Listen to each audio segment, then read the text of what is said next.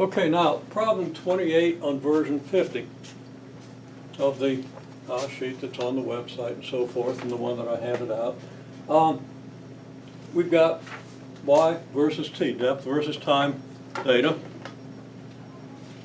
And it gives you the water levels at a variety of times. It says that the water level at 240 is 2.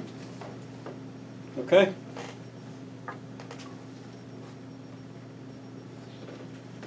Well, that's what we're going to say. Oh, I'm sorry, water level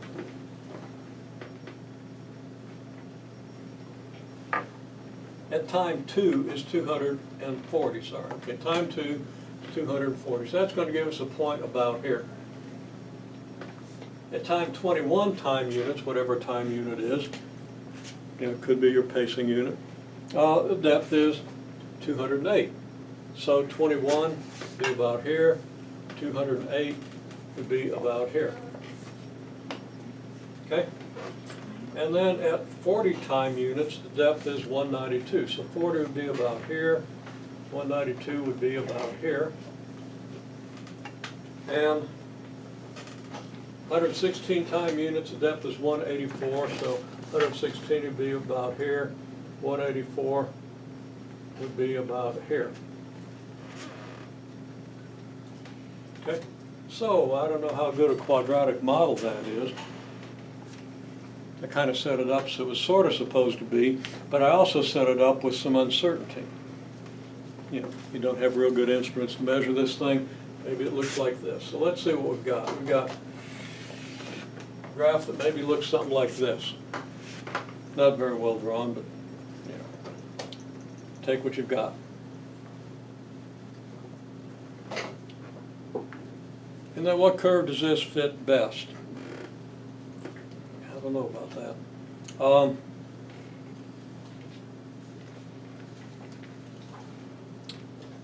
What depth would be expected at clock time 22.5 time units? How are you going to figure that out from the graph?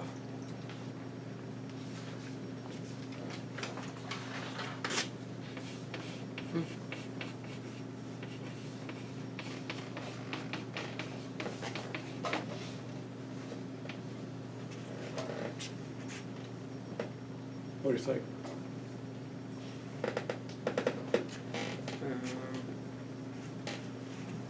Well, you would find 22.5, which is about 2/3 of the way from 0 to 30, a little more.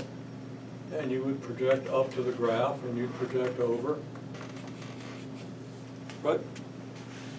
Everybody follow what I just did? Yep. Okay.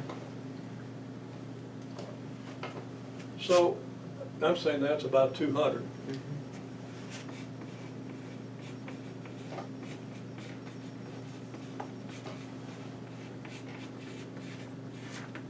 Okay? And then at what time would the depth of 11.5 depth units be expected? Doesn't look like that's ever going to happen, is it? It's probably a bad question. If I gave you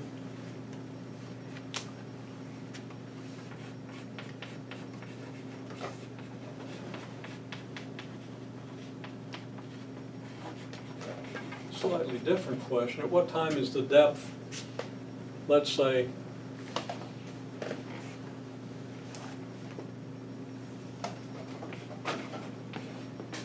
$180? That's a more typical question. Okay, now these are randomly generated, and something got by me there because I gave you a number that doesn't have a solution. But you can say, that's clearly way below any place this graph is going to go. So there's no solution, and no solution is a solution, okay?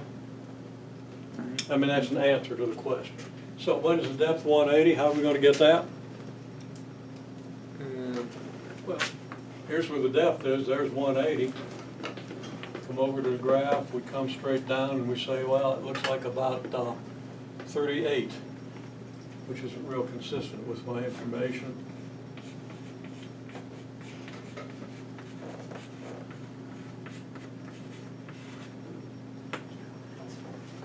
Okay.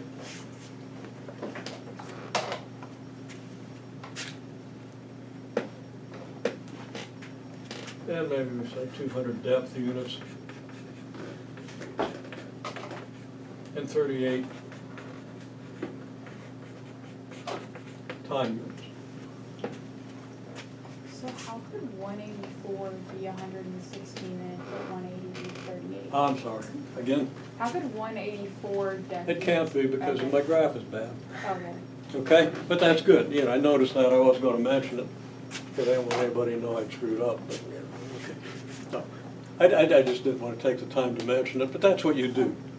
And if you come out with something that contradicts your information, well, it just means that when I said 40s here, and I went up here, and put this point here, it went in the wrong direction.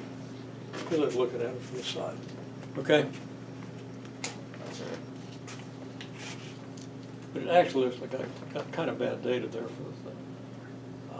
That won't make a difference. You can still answer the question. Okay? Average rate of change. Oh, man. Screwed that one up badly.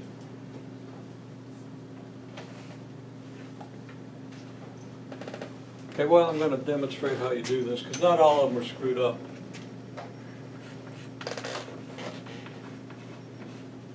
The way I did the random numbers in this thing got a little bit out of control. I had to do a lot of debugging, and then I started to go blind looking at it, so something went wrong here. Average rate of change of y with respect to t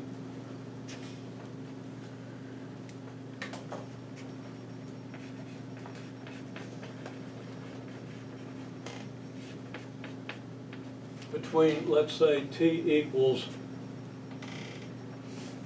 15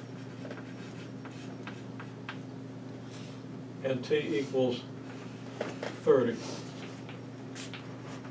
Okay, let's just say the question asked this, right?